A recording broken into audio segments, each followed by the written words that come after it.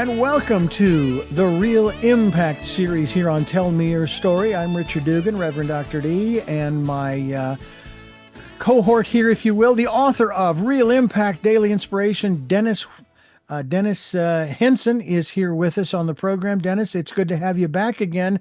And this month, and it's actually going to take about a month to go through this particular series of stories, this particular story. And we thank you so much for being with us.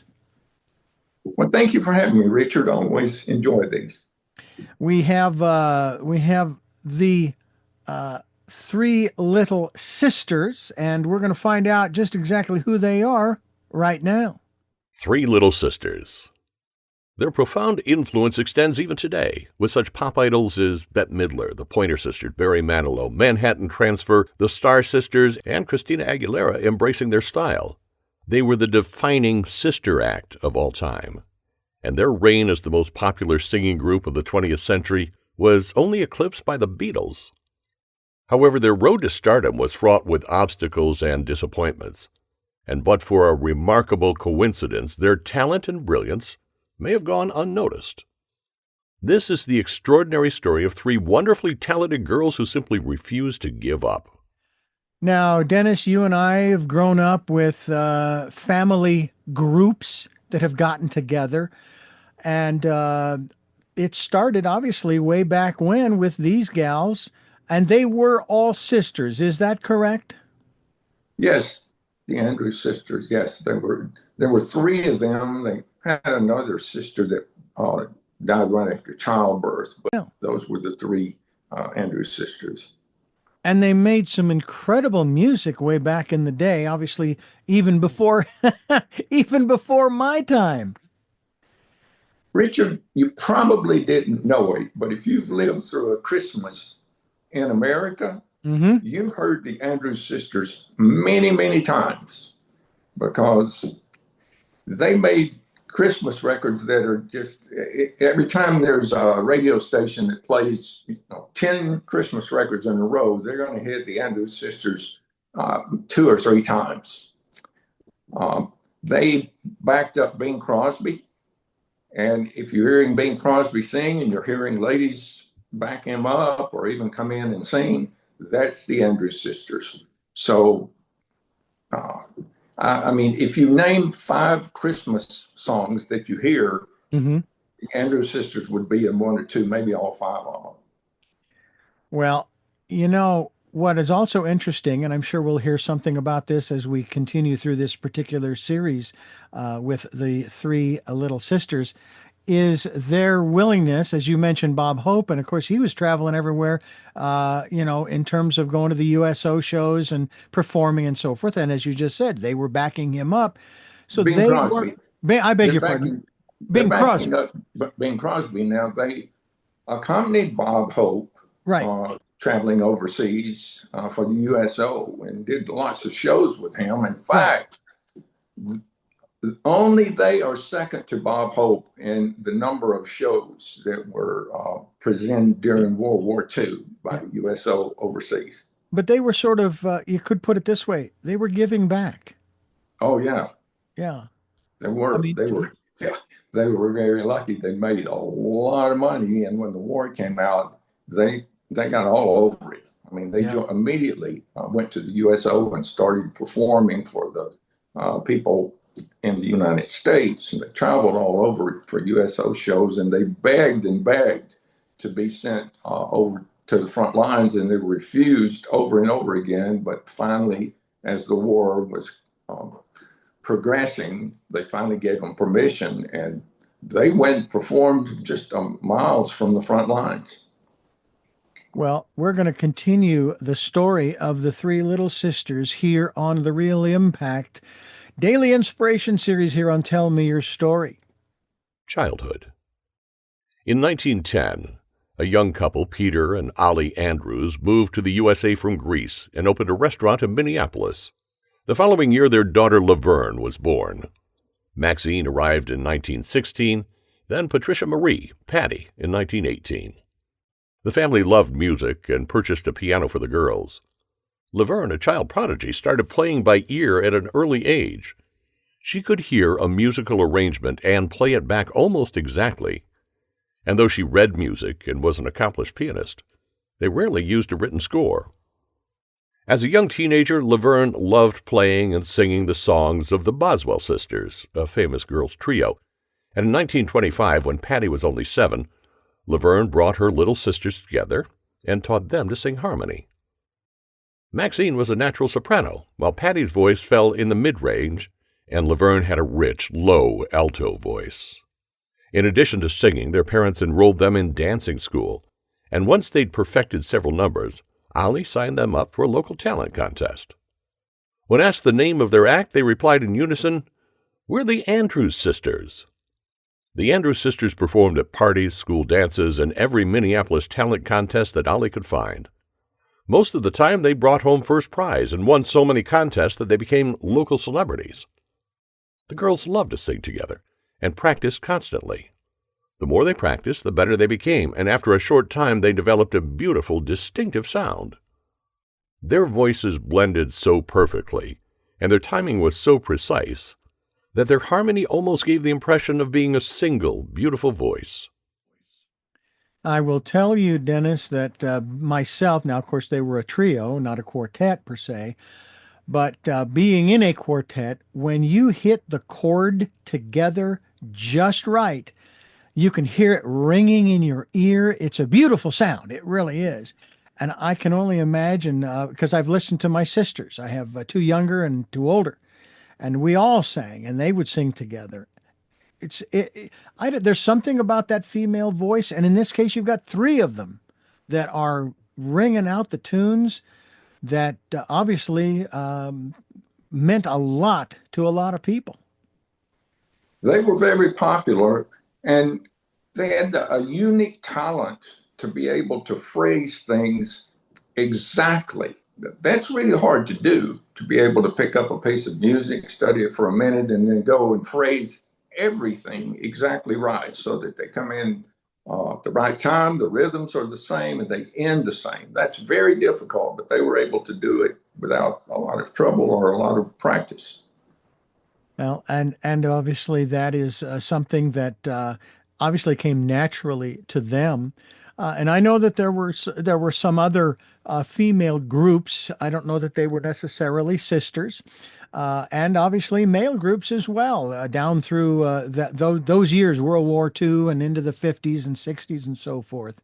And that kind of harmony it's wonderful to listen to, just incredible. Let's move on to another phase in the story. A sixth sense. There's a magical mystery usually associated with twins or triplets. It's that they possess a unique relationship that appears to endow them with telepathic qualities. Conversely, a similar bond among sisters born years apart is not only uncommon but extraordinary.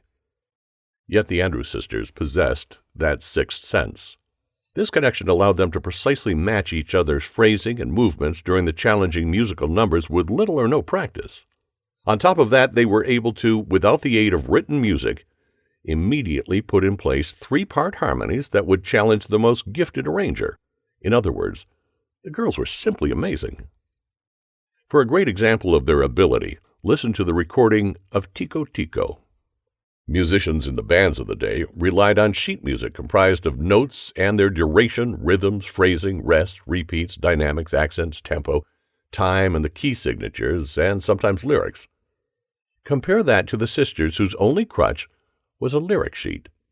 And even Laverne, who could read music, did not rely on written music when performing with the girls. You know, I know of another woman, my eldest sister, who has since passed, who, when we would sing, as far as I was aware, was able to sing harmony with just about any song that the family sang, whether it was around Christmas or any other time. And I envied her because I knew how good that sounded when she did that. And of course, we were just talking about this as this segment talks about the sixth sense, Right. in terms of that connection these 3 sisters have or had. Yes.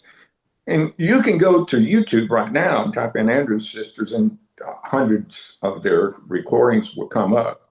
And if you listen to Tico Tico, you'll see what I'm talking about with the harmony, and that's an extremely difficult one to do, song to sing. Yeah. Well, we're going to continue on with this story in just a moment. I want to remind you folks you're listening to the Real Impact Daily Inspiration Series with Dennis Henson. He is the author, the compiler, if you will. This book is available through a website. It's realimpactbook.com. There's a lot going on that web page. There are a lot of links that you're going to want to click onto, including the one to get your free ebook. And it's available when you scroll to the bottom of the page and you click on the link that says podcast attendee. Put your email address in and you will get your free copy, your ebook copy. If you have Kindle Unlimited, you already have access to that free copy. We hope you'll get yourself a copy. You can also order a hardcover or paperback version through that same webpage, which is realimpactbook.com. And I am excited to be receiving mine anytime soon. I know that the mail is what it is, but it's just extraordinary that folks can get a copy of this. You can also participate in a program we'll talk about a little bit later on in the program that Dennis has to help out folks who may be a little less fortunate, and he wants to get this in the hands of the folks to exercise that one rule, if you will, or practice, you might say, and that is of reading something inspiring every day. It does not have to be long, and there are a lot of short stories in this book, along with quotes and poems, and there's even a trio, if you will, if I may say, of book lists. One is the bibliography.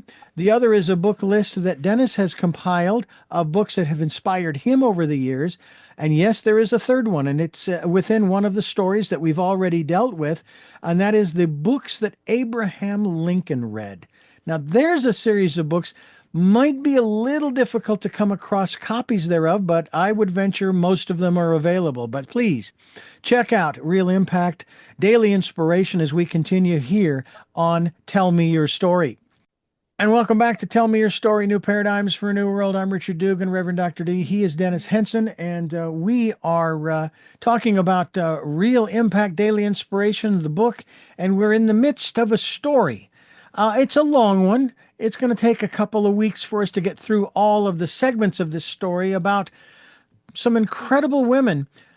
We call them the Three Little Sisters. On the road. A favorite pastime in Minneapolis was to attend vaudeville shows at the Orpheum Theater. The sisters enjoyed watching and dreamed of one day having an act of their own. So when Larry Rich, a big-name entertainer, held a competition in 1931 to find new acts for his show, the girls jumped at the chance. After performing a number made famous by the Boswell sisters, the trio was selected to join Larry's troupe. The show was an evening of theater including dancers, magicians, comedians, singers, and skits. It traveled extensively, performing in many major cities. Patty, only 14 at the time, wore lots of makeup to avoid trouble for working at such a young age. Over the next 10 months, the girls performed their act more than 1,000 times. That year, their expression and precision improved immeasurably. They also developed stage presence and learned to draw in their audience by convincing each member they were performing for them alone. The trio's act was always well received. However, the country was struggling through a Great Depression, and with vaudeville in a death spiral, Larry disbanded his troupe, and the disappointed sisters returned to Minneapolis. Nevertheless, the trio wasn't ready to give up their dream. In 1934, Peter closed his restaurant, and he and Ollie spent the next 3 years on the road with the girls. They traveled from town to town, picking up gigs anywhere they could, often completing an engagement and traveling 100 miles to the next. The jobs paid very little. The travel expenses ate up most of their income. Things got so tough that even feeding the family was a struggle. Sometimes they were forced to make one chicken last an entire week. The girls practiced and practiced to keep their minds off their hunger. Their criteria for choosing a place to stay was, how close is it to a piano? Their hard times continued until 1936, when Leon Belasco hired them to sing with his band. Belasco wanted to incorporate swing into his mostly ballroom show. New York was where swing was all the rage, so he asked the girls to meet him at the New Yorker Hotel that October. Not only did their records with his band receive mixed reviews, Belasco decided to retire. So once again, they found themselves out of work. Things had never looked so bleak, and returning to a life on the road was simply not feasible. However, one Belasco band member helped the sisters book a radio broadcast from the Edison Hotel in the Big Apple. Though the gig only paid $15, it was $15 they didn't have. Then, to take a line from Disney, fate stepped in. The first night as they sang, Jack Kapp, the founder of Decca Records, was in a taxi and overheard their broadcast.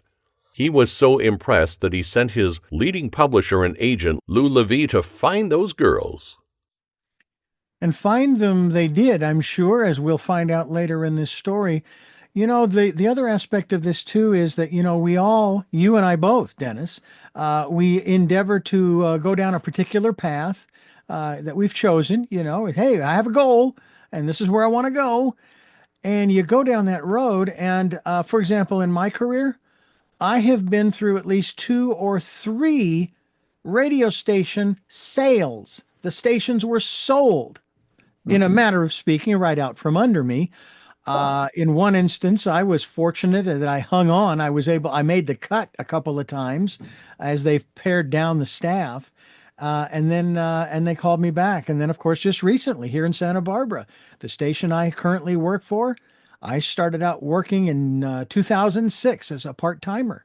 And then only 2 years ago, or about a year and a half ago, the station I found out was up for sale, and the sale went through. And now, instead of being what you'd call an independent station, now I am a member of 48 other stations in what I now refer to as a corporate. And the same thing has happened as was just described. You never know what other people are going to do, or what they're going to want to do, or maybe they've changed their goals and they want to go a different direction, and you never know how. But I also believe, maybe along the lines of what that quote from Walt Disney, as some people would say, well, when one door closes, a window opens, or something along those lines. It's incredible. That's true. One of the secrets of success is persistence. One of my 7 secrets for success is persistence. That's the last one. And regardless of the tough times that they went through, they continued to sing. They continued. They wanted to keep on, and they didn't quit. So that's a good lesson in life. Oh, absolutely. Absolutely is. And it also, when we live by that lesson, it shows our resilience. Exactly. You know, I mean, there is a certain element, I'm sure, of tenacity. There's a television program on right now with a young man who, the character that he plays, he's very optimistic about everything that he endeavors to go after. Always, you know, people ask him, well, how is it that you're so darn optimistic? He says, well, he makes some cute answers. I'm cute, and, you know, and on and on and on. But that's the kind of tenacity that we need to have. I know some people can get annoyed with others who are overly tenacious, if you will, you know, or won't take no for an answer. And I think that in this case with these girls, that's exactly where they were coming from. They didn't want to take no for an answer. This is what they wanted to do. Right. Can you imagine a family of 5 living on 1 chicken for a week? Yeah. I mean, that's just barely getting by. Yeah. I was in a family of 8, and that would never happen. It might make it 2 days at best. At best. And yet they hunkered down, they made it through, hooked up with this one gentleman, but then he wanted to retire. And it's like, okay, now what? And those are the kinds of things that we take a look at as we continue here on the Real Impact Daily Inspiration series here on Tell Me Your Story. Dennis Henson is here with us. And Dennis, when we get back, I want you to share the story about an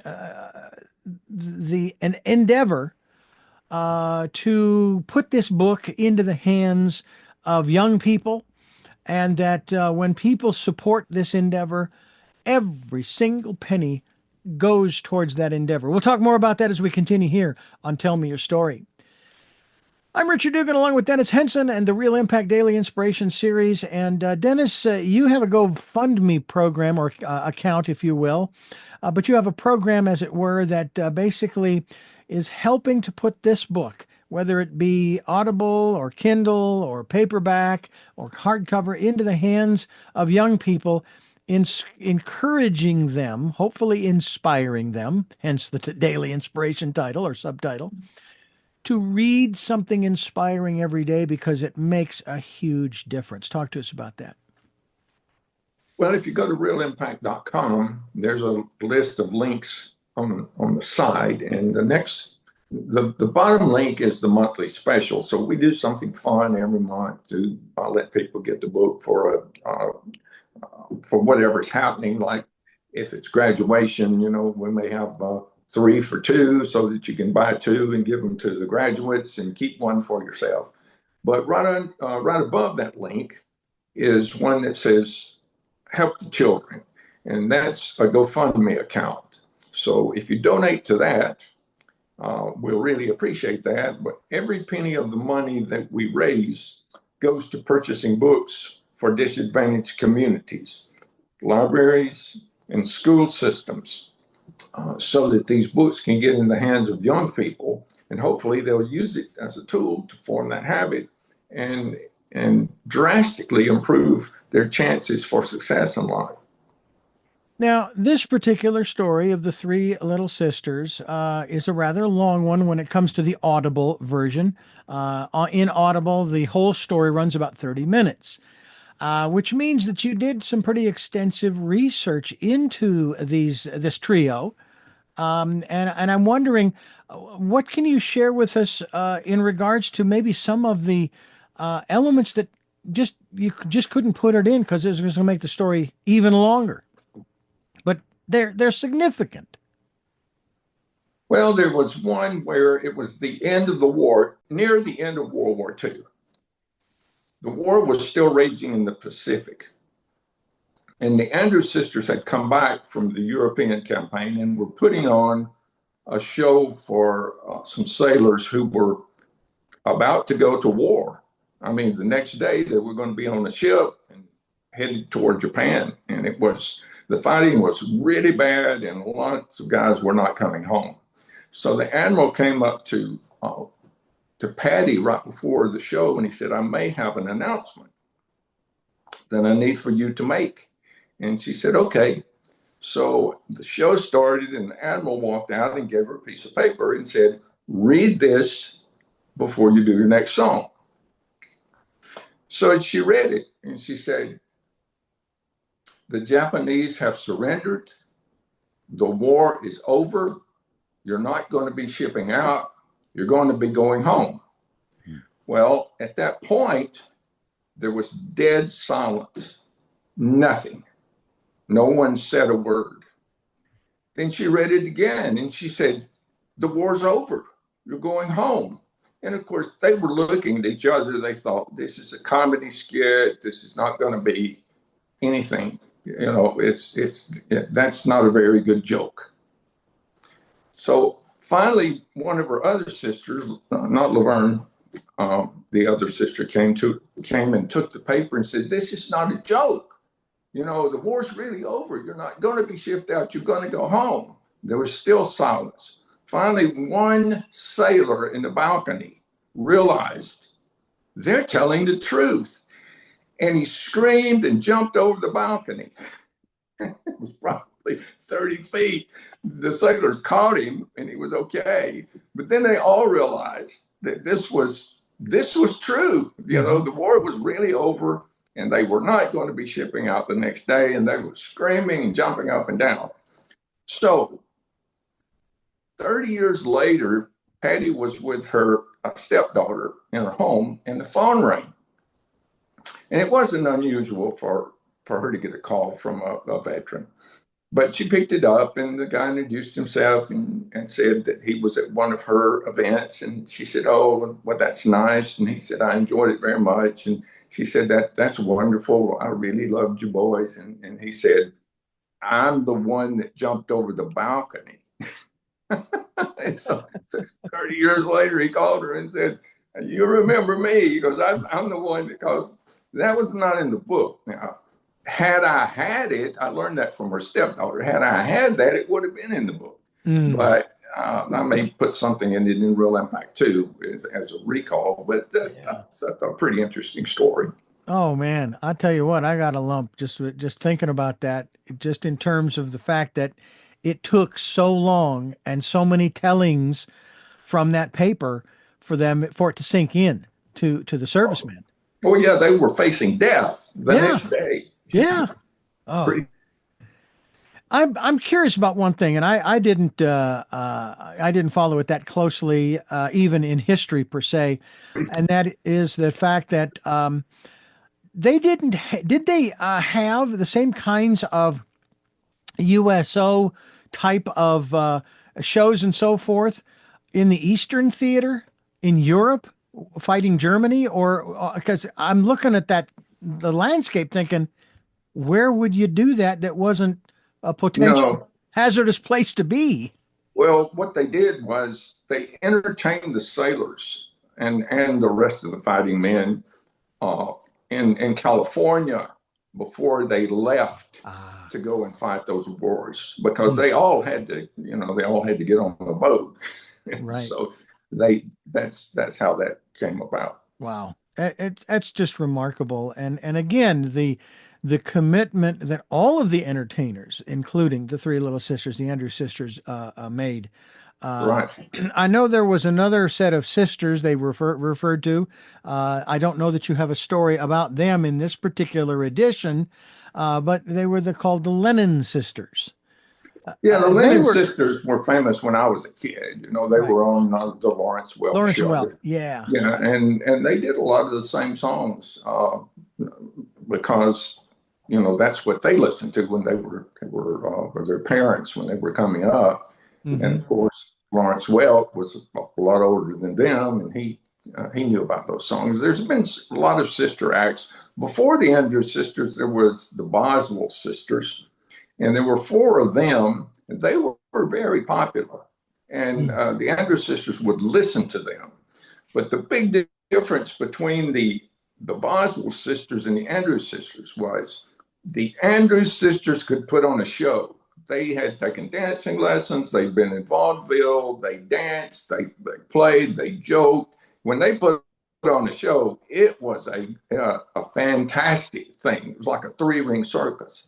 So part of their popularity was that they were so entertaining, and they even made records so they could personally send the records and personally talk with the fighting men during World War II. During World War II, those guys fell in love with them. They had pinup girls, Betty Grable, and a number of others that they put up on their tents. But when it came to really caring, those fighting men loved the Andrews sisters. They reminded them of home. They reminded them of their sister and their cousin and that girl that went to church back in Pine Grove. And it was true. And the girls knew that. They knew a lot of these guys, this was going to be the last sweetheart they ever had. And it was. Oh, wow. Wow. I would not be surprised if the girls did not receive a plethora of marriage proposals in letters and so forth. I imagine they did. Well, this is the Tell Me Your Story series, Real Impact Daily Inspiration with yours truly, Reverend Dr. D and Dennis Henson. And we are talking about, of course, today, the Andrews Sisters, The Three Little Sisters. That's the title of the story that you will find in your copy of Real Impact Daily Inspiration, whether it be hardcover, paperback, ebook, and you can get a free copy of the ebook version by going to realimpactbook.com. Hope you'll do that as we continue here on Tell Me Your Story. We're into the Three Little Sisters here on the program, and we encourage you to stay with us because there's more to come. Matter of fact, this story will continue through several episodes, and we'll let you know as we move through. Right now, it's an interesting title to this section. Who Wants to Know? Who Wants to Know? After completing their radio spot, the trio stopped at the hotel's lounge to discuss their future. Their long faces exemplified their futility. When seemingly out of the blue, a well-dressed gentleman entered the lounge and began to inquire if anyone knew where he could find the Andrews Sisters. With a bit of an attitude, Patty quipped, "Who wants to know?" Turning to face the girls, the man replied, "Jack Kapp of Decca Records wants them to come in for an audition." Immediately, jumping to their feet, the siblings in perfect unison exclaimed, "We're the Andrews Sisters." The trio performed song after song at the recording studio the following day. Kapp was already looking for a group to replace the recently retired Boswell sisters and was captivated by what he heard. And without hesitation, he signed the girls to a Decca recording contract in 1937. And obviously that was long before their tour during World War II, because the thought that crossed my mind was, well, wait a minute, have you not been listening to these gals performing at the USO shows? Of course not, because they hadn't happened yet. That's right. They've been on the radio and in the jukeboxes. That's where most of them were heard, the jukeboxes. The whole nation, every little restaurant had a jukebox, and every jukebox had several of the Andrews Sisters records. Oh, man. I think about this, what a career. I see a lot of people going on this one program called America's Got Talent to sing, and you've heard some incredible voices. I know one of the stories in this book, Real Impact, Daily Inspiration, Susan Boyle. You talk about her, and what a voice she has, surprised the daylights out of the judges, and what a career she has had thus far, and one that she would not have had had she not taken the challenge, so to speak, to appear in front of countless numbers of people, hundreds of thousands of people, if not millions, to share the gift that she had. And here we have the Andrews Sisters doing the same thing in the latter part of the 30s, coming out of the Depression and, of course, going into World War II. And sharing their gift with all of us, even to this day. As you said, go to YouTube and just type in Andrews Sisters. Or just wait till Christmas. It's just amazing. It's like you've heard these girls all your life, and you hear the name Andrews Sisters, and you think, well, I don't know who that is. But when you start doing some research, you realize, oh, they did that and that and that. It goes on and on. They were the number one singing group of the 20th century, especially in the United States. They were the number one singing group in the United States. The only way that they were unseated is the Beatles came along, and they were not from the United States, but worldwide, the Beatles caught up with them. Yeah. That's how big they were.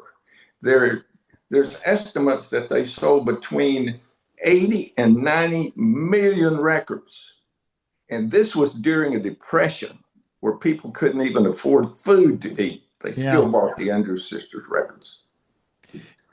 Yeah. And that's another interesting observation that I have made, that people, in spite of, or sometimes because of, the hard times, and there will be those who will say, well, here we are in 2025, and these are kind of hard times. Well, okay. But they make the commitment in the case that you just described. We want the music. We'll find a way to get food on the table, but we need to hear these voices. That's how important music has become to so many people. I agree. Yeah.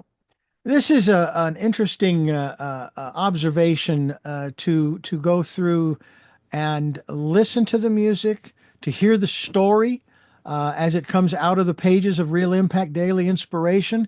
We hope you'll get yourself a copy by going to realimpactbook.com and listening to these stories. Maybe get the Audible version. Hey, by the way, there's a way for you to get a free copy in Audible. And we'll talk about that when we get back here on Tell Me Your Story. This is Tell Me Your Story. We're going to finish up with another couple of segments from the Audible version. And speaking of which, Dennis, I understand it is possible. There's an opportunity for people to possibly get a free copy in Audible. How do they do that? If they go to realimpact.com, we're having a contest.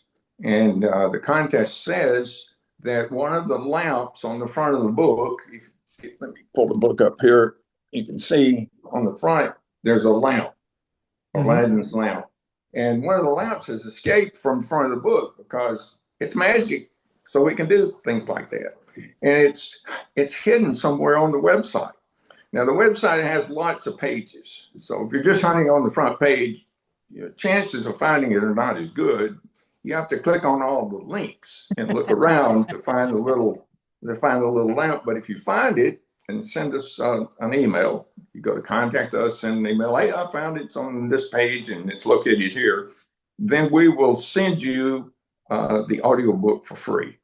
Absolutely wonderful. And it's fun to listen to. And if you've been listening to us for any length of time, you've been listening to the Audible version. And the narrator does a great job, and we're very glad that he's there. We are now going to continue on here before we wrap up this section of the Three Little Sisters with another installment from the Three Little Sisters. To Me, You Are Beautiful. Although the trio's first record failed to make the charts, the studio was still optimistic.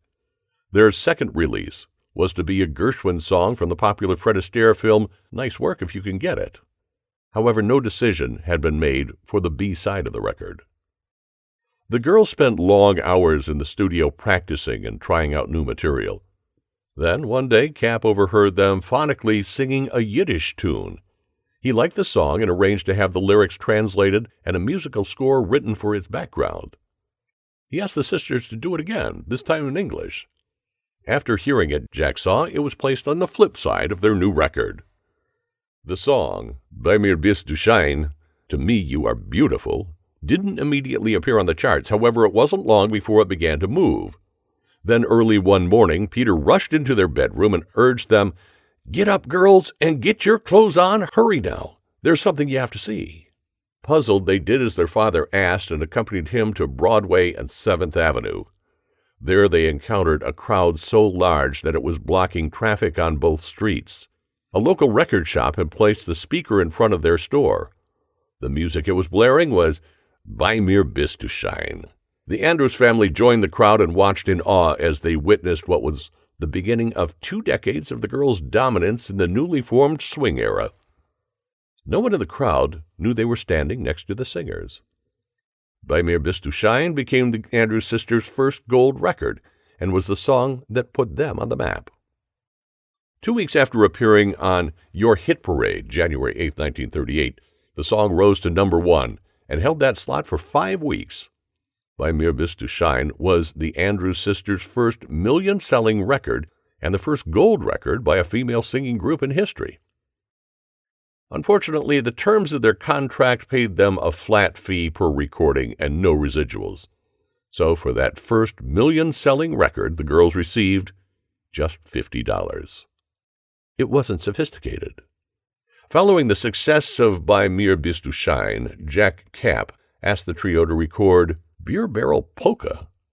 However, they resisted, stating the song isn't sophisticated. Nevertheless, at Jack's insistence, they relented, and the Beer Barrel Polka became their second gold record. Well, I will say that there are still people in the music industry who are not real happy with some of the deals. But that's what's interesting in how the music industry has changed over the decades. Obviously we had the record companies that came in the 30s, 40s, 50s, and so forth. But here we are in the 21st century, and it's like, who needs a record deal?